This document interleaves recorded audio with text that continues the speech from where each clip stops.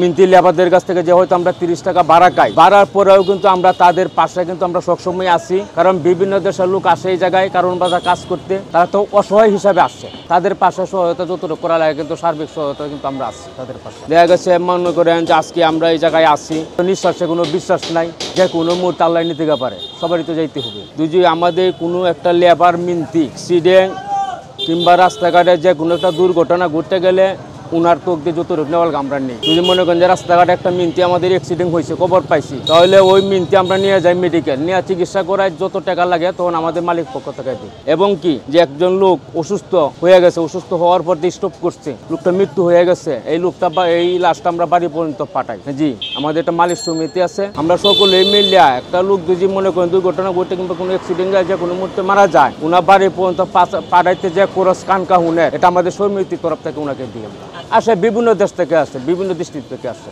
ওই যে কারণ বাজার মাল টানে, পাইকাররা মাল কিনে, কাঁচা মাল সবজি, ওইগুলো মনে করেন যে পাইকারে কিনলো কিংবা একজনে বাজার করলো, ওটারা এই টুকরিক করে বোঝা বয়ান নেয়, তখন এই যে বিনিময়ে তাদেরকে 50 টাকা 20 টাকা যার যেরকম সমর্থন অনুযায়ী দেয়। আমরা কাছ থেকে আমাদের কাছ থেকে নেয় রাত্রে, এই যে সন্ধ্যার পর থেকে নেওয়া ধরবো, নিয়ে আবার সকাল 8টা-10টায় দিয়ে দেয়। আবার এই যে কেউ কেউ দিনের বেলাও কাজ করতেছে, রাত্রে যারা নিবে ওরা সকাল 8টা-10টায় দিয়ে যাইবে, আর দিনের বেলা যারা নিবে তারা মনে করেন যে সকালে নিবে সন্ধ্যায় দিয়ে যাইবে না, এটা সারাদিন, এটা ঘন্টা কোনো হিসাব নেই। তো এইভাবেই তো এর চেয়ে বেশি তো আমরা নিই না, কারণ সকলে মনে করেন যে আমাদের বাড়াইটা সকলেই সারা কারণ বাজারে একই দিই না, এখন তো কম চলে একটু। এই ধরেন গড়ে গিয়া এই যে 20-50টা যায়, একদিনে 50টা চলে। ওটা তো ওই যে গুনা এগুলো দিয়ে ওই যে বান্ধি না, বানলে তো শক্ত হইব না, বোঝা লইতে পারবো না, ভাঙে যাইবো। এই যে গুনা দিয়ে বানুটাই মনে করেন মজুত করে বানলে কিছুদিন কাজ করতে পারে। আর এটা গুনা, এটাতে বান্ধি, এটাতে এই যে ছিদ্রি করি, এভাবে ছিদ্রি না করলে তো গুনা ঢুকবে না, ছিদ্রি করি। আর ওই পেলাস দিয়ে টাইট দিয়ে বান আঠাই। আর দাও তো মনে করেন এই যে বাস এগুলো ছুটি করতে হয়,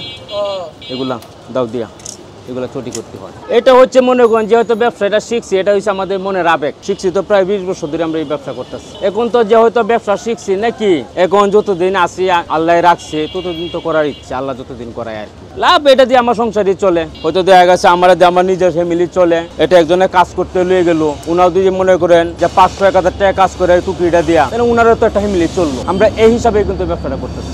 এটা তো মনে করেন যে কারোর মাঝে মনে করেন যে একটা ফ্যামিলি চলে, আমি নিজেও চলি। এটা তো একটা লেবার যে কাজ করে 500-1000 টাকা কাজ করে, দেখা গেছে আমার উচিলায় ওনার একটা ফ্যামিলি চলে। এমন কোনো লোক আছে যে একজন বৃদ্ধ বয়স লোক, ওনার চলতে পারে না, ওনাও এই ধরনের মুরব্বীরা কিন্তু এই কাজের জন্য আসে কারণ বাজার।